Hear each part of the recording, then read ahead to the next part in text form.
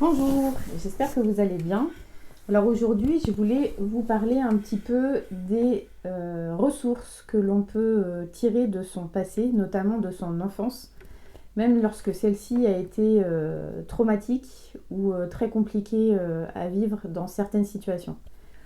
Donc j'ai j'ai commencé cette réflexion-là par rapport à une publication que j'avais faite sur une citation de Victor Hugo qui disait qui prend le passé pour racine a pour feuillage l'avenir. Voilà, parce que bien souvent, pour des personnes coachées que je vais recevoir en coaching, euh, elles vont avoir du mal à comprendre les avantages qu'elles peuvent tirer d'une enfance qui aura été particulièrement difficile. Donc, pour ce faire, je vais vous expliquer, je vais vous prendre en fait un exemple donc personnel.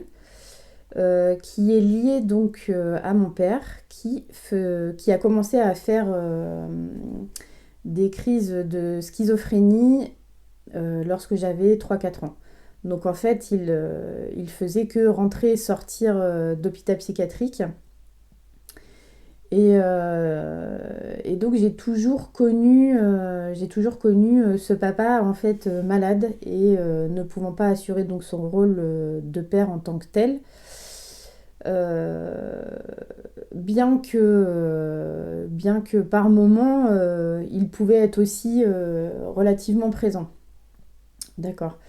Et donc, à partir de là, il a fallu que moi, en tant qu'enfant, je réfléchisse un petit peu à anticiper certaines situations, à savoir repérer certaines choses comme le déclenchement de crise ou comment réagir par rapport à celle-ci euh, et comment un petit peu il pouvait fonctionner dans son mode de réflexion.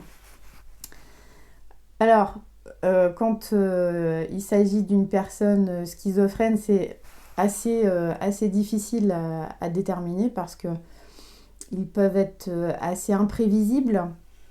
Mais après, on apprend vite que chaque schizophrène va avoir certaines clés en fait qui vont lui être propres. Donc, tout au long de ma vie, comme ça, jusque jeune adulte, il a fallu déjà des fois que, enfin pas déjà, mais il a fallu souvent que je développe certaines capacités d'analyse pour pouvoir mieux appréhender les choses par rapport à ce papa qui était en difficulté. Et, euh, et donc par la suite, j'ai commencé à travailler donc en milieu hospitalier et très vite j'ai intégré une association qui aidait des adultes ayant un handicap mental. Et là j'ai commencé à me former en tant qu'aide médico-psychologique et c'est là où j'ai rencontré la psychologie. Et alors là, comment vous dire, ça a été tout de suite une passion.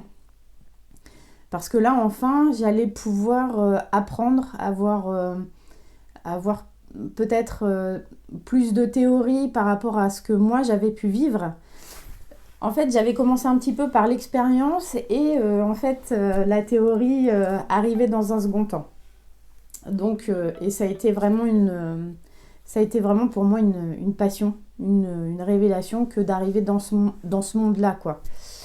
Et je pense, et j'en suis même persuadée, que si ce passé-là, avec ce papa-là, n'avait pas été comme celui-ci, certainement que je ne serais pas allée vers la psychologie et certainement que cet univers-là ne m'aurait pas autant parlé que ce qu'il m'a parlé.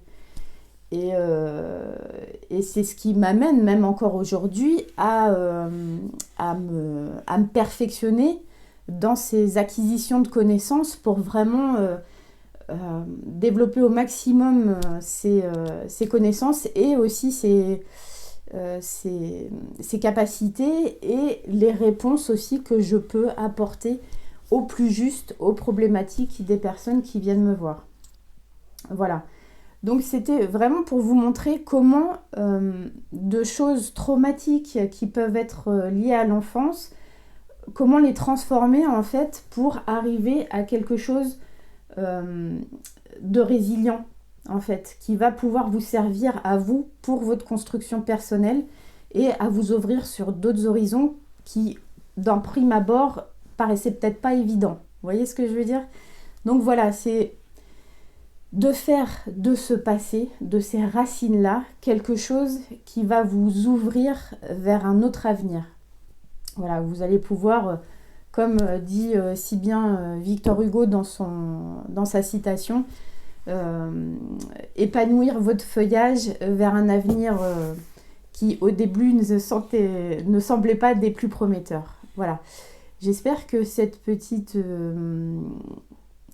comment je vais dire ça, cette histoire va pouvoir faire écho en vous et peut-être vous donner d'autres perspectives par rapport à ce que vous avez vécu ou ce que vous êtes en train de vivre et de surtout ne pas vous limiter à cet aspect traumatique des choses. Voilà. Donc surtout, prenez soin de vous. Si vous avez des questions, n'hésitez pas, je me ferai un plaisir d'y répondre.